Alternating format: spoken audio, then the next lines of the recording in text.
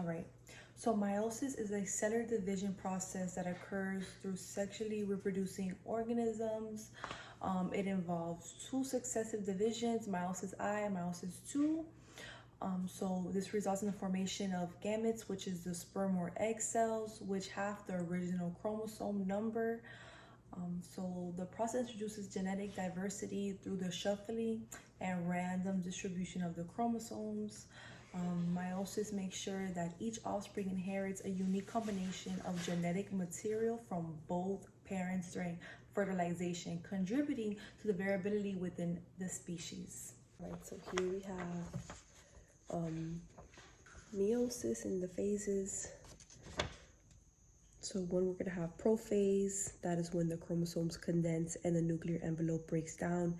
Crossing over then occurs. That will be right over here. Then we have the pairs. For metaphase 1, we have the pairs of homologous chromosomes move to the equator of the cell, right here. Then for anaphase, which is this one, it says the homologous chromosomes move to the opposite poles of the cell. So you see here they're separating on anaphase. Then for telophase 1 and cytokinesis, we have the chromosomes gather at the poles of the cells. The cytoplasm divides. So you see here they're dividing into their own. Okay, so for now, topic B, at the start of the month, the ovaries get ready for a new cycle by releasing an egg in a process called ovulation. So after ovulation, the ovaries form a special structure called the corpus luteum, producing a hormone called progesterone. So then, meanwhile, the uterus gets prepared by thickening its lining. And so that gets ready just in case there's a pregnancy. So if there's no pregnancy towards the end of the month, the corpus luteum fades away, leading to a drop in progesterone. So then as a result, the thickening lining of the uterus is no longer needed. So then it sheds, then that is what caused menstruation. This cycle then starts all over again, marking the monthly changes in the ovaries and uterus. Right, since I spoke about the vagina and the uterus, I made sense to provide a picture. So I have this picture or this drawing. So firstly, we have, I'm going to start over here, the ligament of the ovary right over here. It's pointing over here.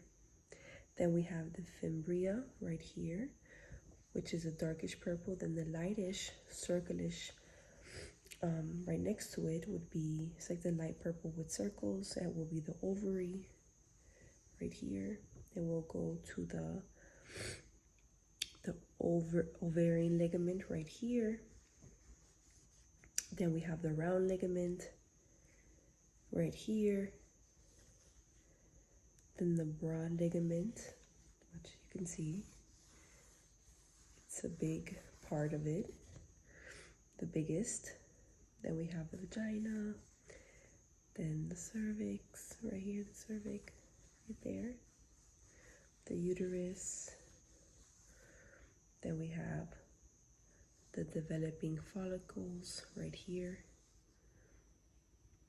We see here a big part of it, it shows you basically overall it is the fallopian tube, and within that we have the isthmus, the ampulla, and the infundibulum.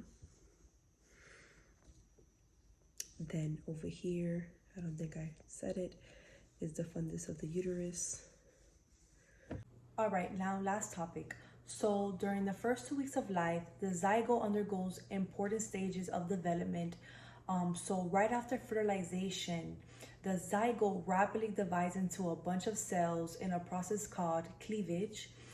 So as these cells continue dividing, they form a hollow ball known as a blastocyst. The blastocyst then travels down the fallopian tube and reaches the uterus, where it begins to attach itself through the uterine lining in a process called implantation. Once it's implanted, the cells start differentiating into two main parts: the embryonic cells, which will then develop into the baby, and the cells that will support the pregnancy, forming the placenta.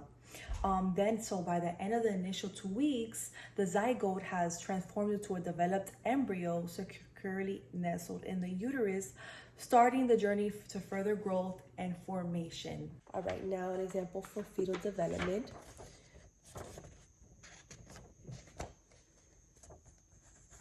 So firstly, we have the fertilized egg. Then we have the 2-cell stage. Then we have the 4-cell stage. Then we have the 8-cell stage right here. Then we have 16-cell stage. So you just see that it starts accumulating.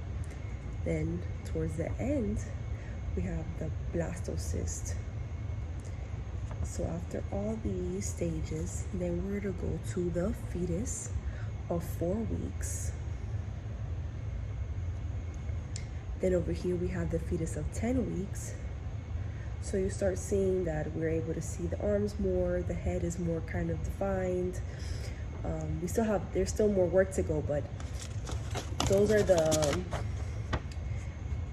you see a pretty big difference between these two. Then we have the fetus of 16 weeks. Then 20 weeks right here.